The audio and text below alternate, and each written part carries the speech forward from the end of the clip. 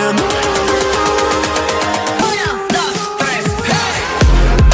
We are heroes tonight. There's a reason why we lose. We are heroes tonight. There's a reason why we lose. We have the world in our sight, and I know together we'll be alright. Can you see forever we will go?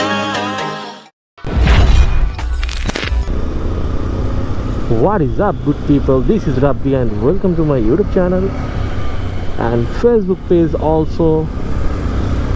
আজকের কাহিনী হচ্ছে, দেখতেই পাচ্ছেন আকাশ মেঘলা, সারা রাত বৃষ্টি হয়েছে আর আকাশ কান্না করতেছে। কারণ হচ্ছে বিশ্বের মধ্যে যুদ্ধে পুরা টান টান উত্তেজনা চলতেছে। একবার দেখি ট্রাম্প ভাই,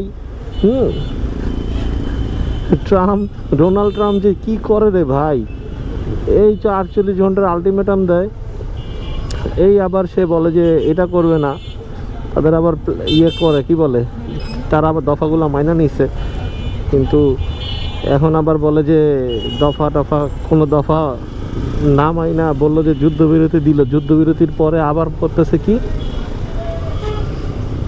আবার মিসাইল মারছে হচ্ছে তেল শোধনাগার, এখানে আবার তেল মানে মিসাইল মারছে। মানে কি যে, মানে ইহুদি খ্রিস্টান যে আমাদের জন্মগত শত্রু ভাই, এটা তো বলাই আছে। তো সেই জিনিসটা একদম আর কি নিজের চোখে দেখতেছি।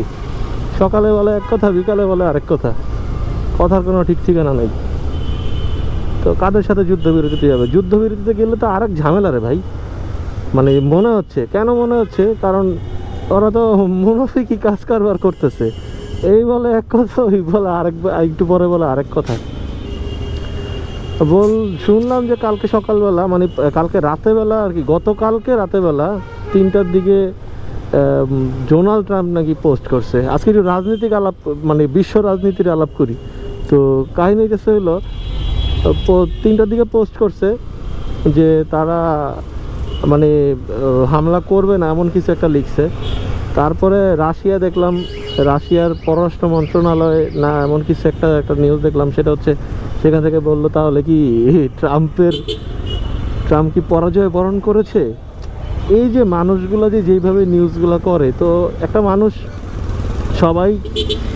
সবারই ক্ষমতা আছে, হ্যাঁ ক্ষমতা কিন্তু সবারই আছে, চাইলে কিন্তু একজন আরেকজনকে ক্ষতি করতে পারে, তাই না? তো একজন আরেকজনকে ক্ষতি করতে পারে বলেই যে ক্ষতি করবে, আমার দেশে বসে আমি অন্য দেশে মিসাইল ছুড়লাম, হ্যাঁ মানে কোনো কারণ ছাড়া, এটা কি কোনো ভালো মানুষের কাজ হবে বা ভালো কিছু হবে? আবার আমেরিকা এমন একটা ভাব করে যে মানে তারা একটা রোল মডেল আর কি, তারা সব কিছু আর কি মেনটেন করতে চায়, সব কিছুর মধ্যে হস্তক্ষেপ করতে চায়, এটা আমরা তো জানি। এখন কাহিনী হইতেছে হইলো, আমেরিকা দিছে হচ্ছে 15 দফা, আর সেই 15 দফা তো মানবেই না ইরান না মাইনা ইরান করছে কি আরও 10টা দফা দিয়ে দিছে। তো 10টা দফার মধ্যে আমি যেটা শুনলাম বা দেখলাম, সেটা হচ্ছে 10 দফার মধ্যে ছিল প্রথমটা ছিল হচ্ছে মনে হয় ওই হরমুজ প্রণালী দিয়ে যতগুলো জাহাজ যাবে, হ্যাঁ এই যুদ্ধের মাধ্যমে আর কি বলা হয়ে গেছে একদম, কারণ হরমুজ প্রণালী দিয়ে যতগুলো জাহাজ যাবে সবগুলো জাহাজের থেকে ইরান এখন থেকে টোল বসাইতে পারবে, এমন একটা দফার মধ্যে প্রথমটা ছিল এইটা। তারপরে সেকেন্ডে মনে হয় আরেকটা ছিল, সেটা হচ্ছে এই কী রে ভাই, মধ্যপ্রাচ্যে যতগুলো ঘাঁটি আছে, সামরিক ঘাঁটি, মার্কিন ঘাঁটি আর কি, মার্কিন ঘাঁটি আছে, সবগুলো হচ্ছে সরিয়ে ফেলার জন্য বলছে যে যেন সরিয়ে ফেলে। তারপরে হচ্ছে 3 নম্বরে হচ্ছে তাদের ক্ষতিপূরণ দিতে হবে, আর ইরানের যত কিছু ক্ষয়ক্ষতি হয়েছে সব কিছুর হচ্ছে ক্ষতিপূর্ণ দিতে হবে, নাহলে হবে না, ঠিক আছে? তো ক্ষতিপূরণ যদি না দেয় তাহলে তো আর এইসব দফা আছে আর কি, ভালো ভালো কিছু দফা আছে দেখলাম ইরানের পক্ষে যায়, যেগুলো সবগুলোই হচ্ছে ইরানের পক্ষে যায়। আর ভালো লাগছে দেখা, কিন্তু কথা হচ্ছে যে একটা পরিস্থিতি, আমি তো ভাবছি যে ইরানকে একদম মাইরাই দিবে, পরে দেখলাম আল্লাহ বাঁচাইছে। আমি চাই না আসলে ইরান ইরান ক্ষতিগ্রস্ত হোক, কিন্তু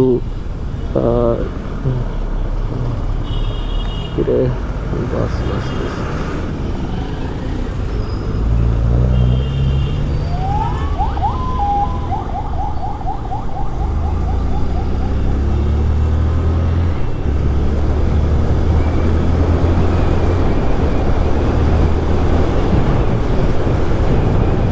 তো এই হচ্ছে বিশ্ব রাজনীতি সম্পর্কে কিছু আলাপ ছিল। ও তারপরে আবার দেখলাম যে যেটা বলছিলাম মাঝখান দিয়ে মনে বলছিলাম, কি রে ভাই,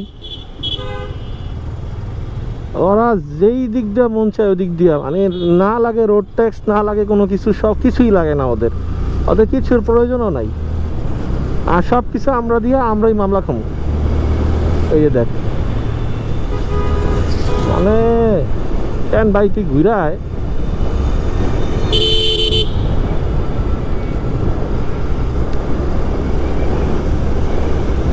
মানে একটা প্রথা চলে গেছে, প্রথা চলতেছে, সেটা হচ্ছে উল্টা আসতে হবে। বিশেষ করে এই রোডটার মধ্যে এটা দেখা যায়, এই রোডটা বেশ বড়, কিন্তু মানুষ আসে উল্টা। বেশি সুযোগ সুবিধা দিলে আর কি বাঙালিদের যা হয়,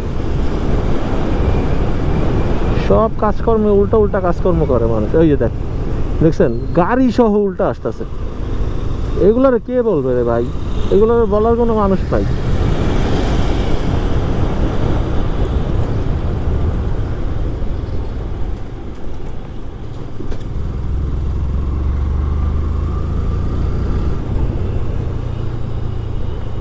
কোনো মানুষ নাই, কোনো মানুষ। আমি এই ঘরটা সম্পর্কে বলছিলাম না, এই ঘরের মধ্যে একটা ওয়াশরুম আছে উপরে, কারণ টাঙ্কি আছে, টাঙ্কি আছে এর জন্য মানে ওয়াশরুম আছে এই জন্যই টাঙ্কি আছে। ঘুমায় মনে হয় ট্রাফিক পুলিশ যারা আছে তারা, এটা নিয়ে একটু বলছিলাম। আজও একটা বানাইছে, ঘর বানাইছে।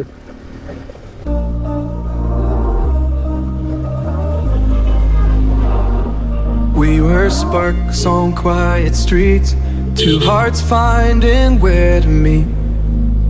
But life pulled us apart, left me talking to the dark. If I called you tonight, would it feel the same? আজকের বাতাসটা একদমই ফ্রেশ, না মেঘগুলা পুরো নিচে নেমে গেছে এমন মনে হইতেছে, একটু কুয়াশাচ্ছন্ন ছন্ন লাগতেছে, খুব ফিল লাগতেছে আর কি রাইড করে। Quiet and the scars, when the world felt small and your hands felt warm, take me back to the start, if only for a moment. I've been up since 3, scrolling back where we used to be, half truths in this late night chat, both of us knowing what it like that. Funny how we talk like we're fine, but your name still lives in my rhyme. Take me back to the start, before the quiet and the scars. Take me back to the start, before the quiet and the scars. When the world felt small and your hands felt warm, take me back to the start, if only for a moment.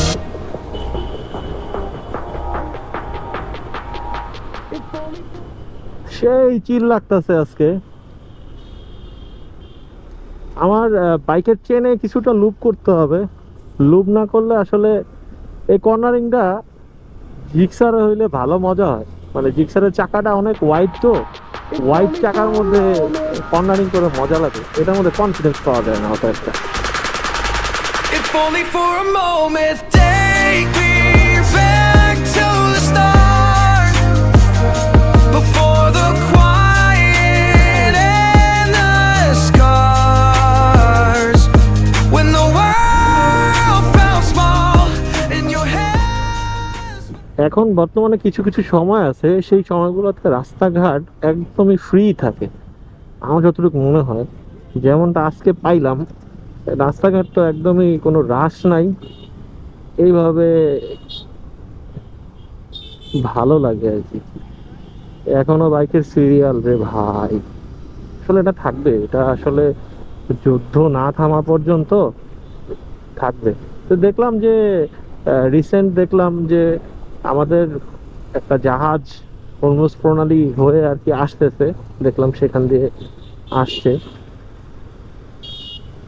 তবে এই সংকটটা আসলে আমি বলছিলাম, গত ভিডিওতে বলছিলাম যে কিভাবে আর কি এই সংকটটা কাটিয়ে ওঠা যাবে।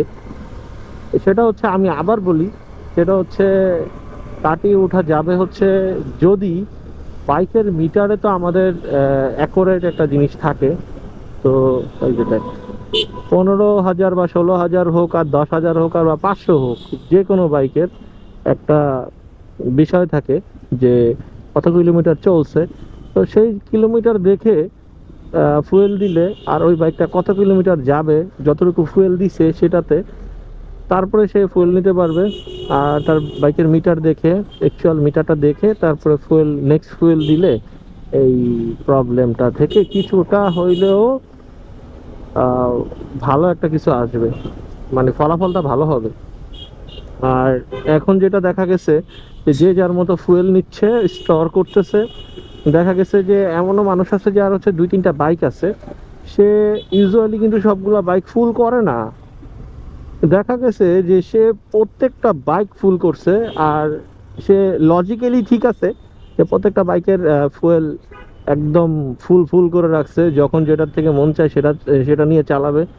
আর একটা মানুষের যদি 2-3টা বাইক থাকে আর সবগুলা বাইকই যদি ফুল থাকে, তাহলে অনায়াসে তার 2-3 মাসের ফুয়েল কিন্তু রিজার্ভ হয়ে গেছে, মানে 2-3 জনেরটা। আর ইউজুয়ালি সে কিন্তু এটা করতো না। ইউজুয়ালি সে একদম 2 লিটার বা 1 লিটার তেল রাখতো, যখন যেটা নিয়ে বের হইতো তখন সেটা নিয়ে আর কি বাইক রাইড করতো। আর এখন হয়ে গেছে উল্টা, সবগুলোর মধ্যে ফুল। আর একজনে যদি 3 জনেরটা নেয় তাহলে তো ক্রাইসিস হবেই।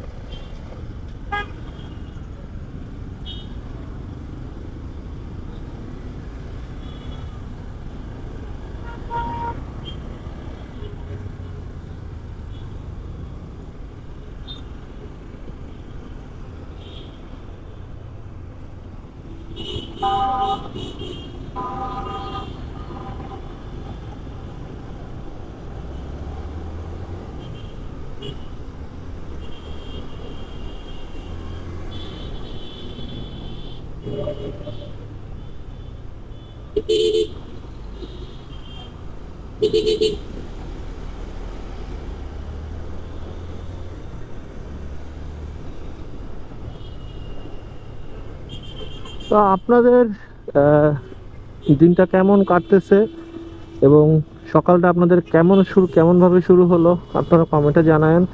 এবং আমার সকালটা এমনভাবেই শুরু হয়, অফিসে আসতে হয়। আর এই তো অফিসে আসতে হয় আর কি, এক কথায়।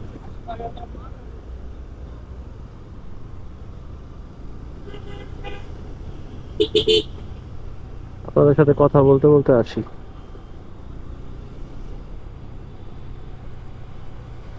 সো গাইস, এখনকার মতো সকালকার মতো এখন আমার ভিডিওটা অফ করতে হবে।